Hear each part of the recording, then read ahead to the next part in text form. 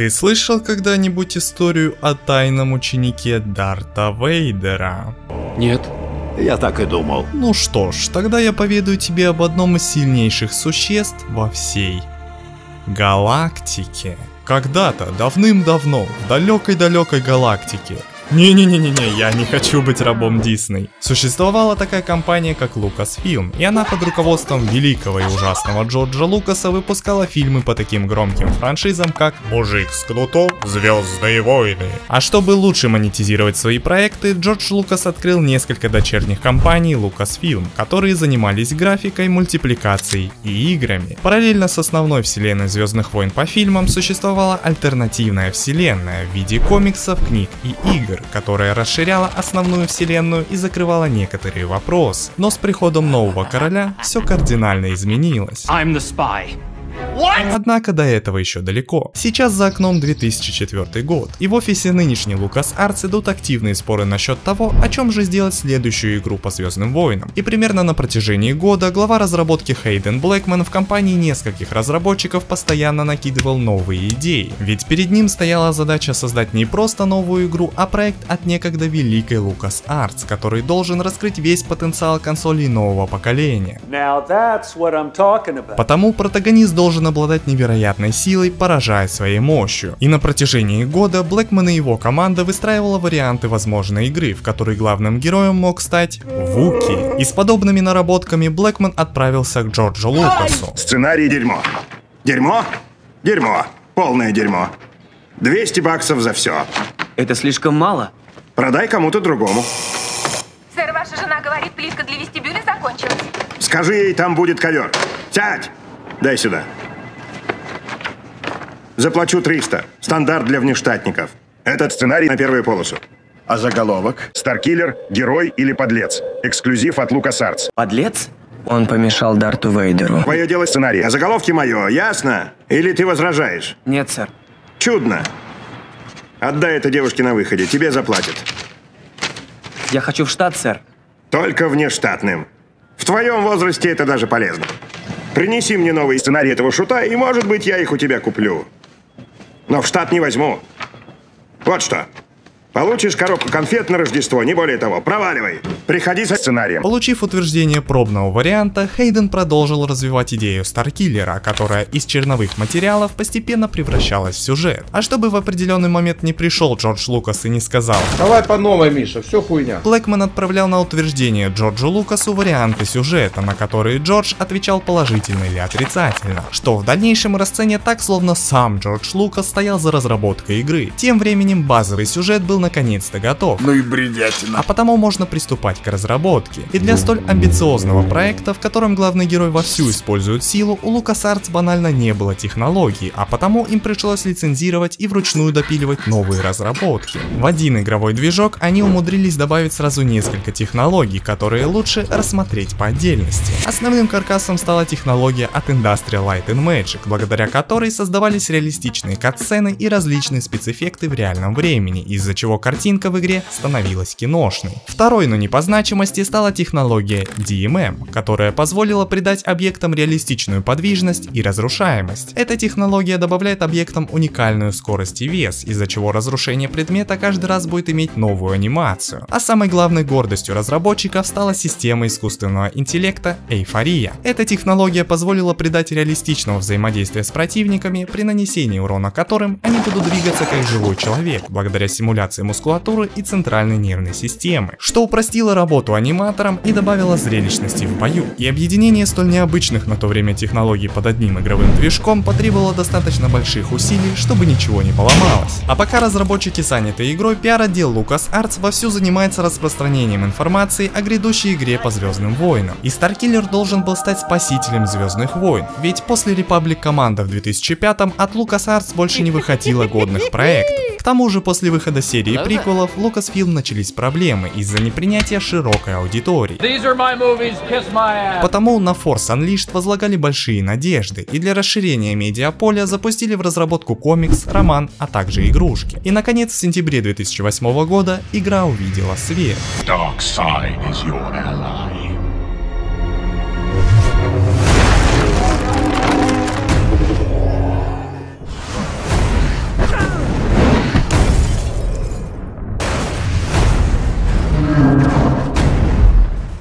времена бушующего кризиса, когда главы студии меняются каждый год, игра умудрилась за первую неделю разойтись тиражом в 1,5 миллиона копий, что поставило абсолютный рекорд для всех игр по Звездным войнам. В частности, это связано с тем, что игру позиционировали как продолжение саги, рассказывающую о зарождении сопротивления под управлением одного из сильнейших персонажей Звездных войн.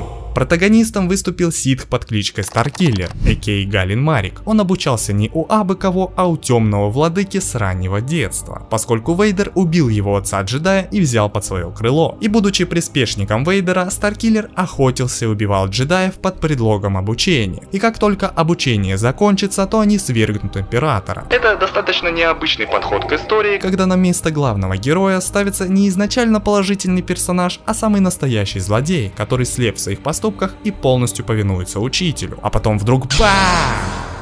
Можно подумать, что теперь-то Марик прозреет и перейдет на светлую сторону. Но не все так просто. Несмотря на достаточно жесткое предательство со стороны Вейдера, Галин остался верен своему учителю. Что прикажете, учитель? А потому, не задумываясь, продолжает выполнять его приказы, надеясь свергнуть императора. Однако, развязав руки Старкиллеру, он становится волен творить собственный путь. И хоть первоначальная задача у Старкиллера и была по сплочению сопротивления, но персонажи, что встречаются на его пути, постепенно меняют Старкиллера, превращая его из орудия для убийств в Галина Марика, человека, который своей силой и решимостью стал лидером сопротивления. Но как бы далеко Галин не зашел, его прошлое напоминает, что он Старкиллер, и свою основную задачу по формированию сопротивления он прекрасно выполнил, а потому за большей ненадобностью от него решают избавиться. С этого момента перед героем лишь два пути, на одном из которых лежит путь искупления, когда Галин, жертвуя собой, дает возможность сбежать лидерам сопротивления, которые в дальнейшем формируют собственную коалицию. Таким образом, Галин прошел путь от злодея к положительному персонажу, который, двигаясь в кромешной тьме, смог наткнуться на единственный лучик света, ставший его ориентиром. А с другой же стороны, путь мести, на котором Старкиллер убьет своего учителя, но станет заложником собственной силы, не зная ничего кроме боли. И так как история у игры имеет свое логическое завершение, то разработчики выпустили к игре 3 дополнения, не рассчитывая на какое-либо продолжение, среди которых есть 2 DLC, повествующих об альтернативном развитии Звездных войн, где Старкиллер убивает персонажей оригинальной трилогии. И на этих уровнях по-настоящему раскрывается вся мощь Старкиллера, который находится на пике своих способностей. И в отличие от основного сюжета, где Старкиллер еще учился применять свою силу, прокачивая способности по мере игры, в дополнениях его способности прокачаны на максимум, позволяя прочувствовать всю мощь темной стороны. А в качестве способностей у Старкиллера есть удары молнии, отталкивание и телекинез. Первые 2 способности можно комбинировать с использованием светового меча, нанося урон электричеством или просто отталкивая врагов. В целом, геймплей в игре построен таким образом, что игрок может сам выбирать стиль игры. Если хочешь носиться по карте со световым мечом или просто раскидывать врагов по карте, то никто не запретит. По крайней мере до тех пор, пока не встретятся противники покрупнее. И в зависимости от класса, враги блокируют тот или иной тип атак. Но если к обычным врагам еще можно как-то подстроить стиль боя, то как только дело доходит до боссов, начинается бездумный спам. Ибо эти подонки мало того, что невосприимчивы к способностям, так еще и блокируют удары световым мечом, от чего приходится бездумно закликивать врагов, надеясь, что хоть сейчас не помрешь, не нанеся урона. А для этой твари вообще отдельное место в аду. В итоге, если отнести в сторону все баги и проблемы игры, то она вышла в принципе неплохой. У нее есть крепкая основа в виде интригующего сюжета с неожиданным... Вот это поворот! И хоть главный герой поначалу кажется плоским, но на деле все оказывается сложнее. Правда, с этим главное не переборщить. А в качестве геймплея представлен Супермен в мире Звездных войн, который одной лишь силой мысли сносит чертов разрушитель. Ведь разработчики хотели сделать персонажа, за которого будет интересно играть. А потому им пришлось очень сильно бафнуть способности Старкиллера, из-за чего он попросту сломал весь канон. Но это я рассказал о старшей версии игры, однако у The Force Unleashed существует еще и младшая, так как LucasArts не хотели терять прибыль, обходя стороной консоли эпохи PlayStation 2, поэтому на разработку игры они наняли отдельную студию, которая собрала свою версию игры, отличающуюся от оригинала практически во всем. А из-за ограниченных мощностей PlayStation 2 в этой версии игры отсутствуют все новомодные технологии, поэтому геймплей сильно разнится с оригиналом. И поскольку у разработчиков был только сценарий, они создали отдельную игру, игру с собственными катсценами и локациями игры, которые кроме сюжета не имеют ничего общего со старшей версией. И кроме игр по The Force Unleashed, в 2008 вышел одноименный комикс, который полностью повторяет сюжет игры, не привнося в историю ничего нового. А уже в 2009 вышла книга по мотивам игры, в которой сколько страниц? Да я больше 10 листов с рисунками не осилю. А тут...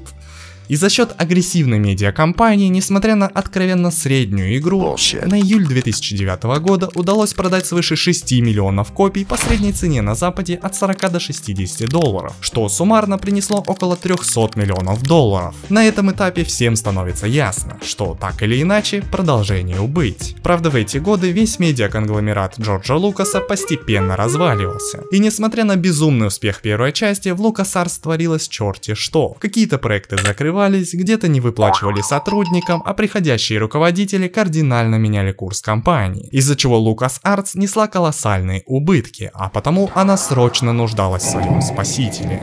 И уже в декабре 2009, спустя несколько месяцев после релиза The Force Unleashed Sith Edition, анонсировали продолжение игры, которая увидит свет уже в октябре 2010, а потому перед разработчиками стояла непосильная задача. Им предстояло разработать сиквел за 9 месяцев. И сколько бы боссам студии не говорили, что за такой срок они не сделают нормальной игры, все было безрезультатно. А перед Хейденом Блэкманом стала задача за 3 недели написать сценарий для игры, у которой имеется свой логический финал. И в связи со столь коротким сроком разработки, разработчикам не осталось ничего другого, кроме как взять движок с прошлой части и немного его доработать, добавив расчлененку. А так как ничем новым в плане способностей персонажа игра удивить не может, то разработчики добавили Галину второй световой меч. Это получается, что в третьей части было бы. И все же, несмотря на сжатые сроки, уже 26 октября 2010 игра официально вышла. I will not rest. Vader can't stop me now. Но в отличие от первой части, за первые 2 недели проект смог разойтись тиражом около 1 миллиона копий. Как только начали появляться первые отзывы критиков и игроков, проект начал постепенно угасать, поскольку сиквел вышел крайне сумбурным. Если в первой части рассказывали историю становления Галина Марика, то в продолжении делается упор на тему клонирования, и перед главным героем встает вопрос, а действительно ли он настоящий Галин Марик, а не его клон. Отчего на протяжении всей игры будем видеть флешбеки и смятения главного героя, который ищет ответы в собственном прошлом. А потому Старкиллер отправляется на поиски джедая и бывшей подруги, которая выступает в роли дамы в беде. И это в общем-то все, что можно сказать о сюжете, поскольку у персонажей нет как таковых переживаний, и вся история сводится к тому, что нужно найти Джуна Эклипс, похищение которой заказал Дарт Вейдер. И если в первой части комикс полностью копировал сюжет игры, то во второй авторы поступили умнее и вместо пересказа показали историю от лица Боба Фетта, который выполнял поручение Дарта Вейдера, что немного шире раскрывала историю игры, демонстрируя альтернативную точку зрения. Правда, с геймплейной стороны вторая часть не привносит ничего нового, ведь за исключением 2 световых мечей у Галина не появляется способностей, кардинально меняющих геймплей, и единственная новая способность позволяет переманивать врагов на свою сторону. А в некоторых моментах игра получилась даже хуже оригинала. Так, бои с противниками стали однотипными на невзрачных коридорных локациях, которые ничем не отличаются друг от друга, а битвы с крупными противниками заканчиваются всегда одной и той же анимацией. И битвы с боссами, за исключением финальной, стали максимально простыми, с незапоминающимися врагами вроде вертолетика и робопаука, в битве с которыми требуется нажатие лишь пары кнопок. И на прохождение подобного невзрачного прямолинейного сиквела уходит максимум 5 часов. Я устал, босс. На что тратить $60 захочет далеко не каждый. А потому на март 2011 года было продано лишь 2 миллиона копий, что даже близко не стоит с продажами первой части. И на фоне скудных продаж в студии начался еще больший бардак с сокращением персонала и отменой крутых игр, отчего Хейден Блэкман ушел из LucasArts и в дальнейшем основал собственную студию Ангар 13. Не смогли смириться с поражением. И куда вас это привело? Снова ко мне. А уже в октябре 2012-го Джордж Лукас продал все свои франшизы компании Disney.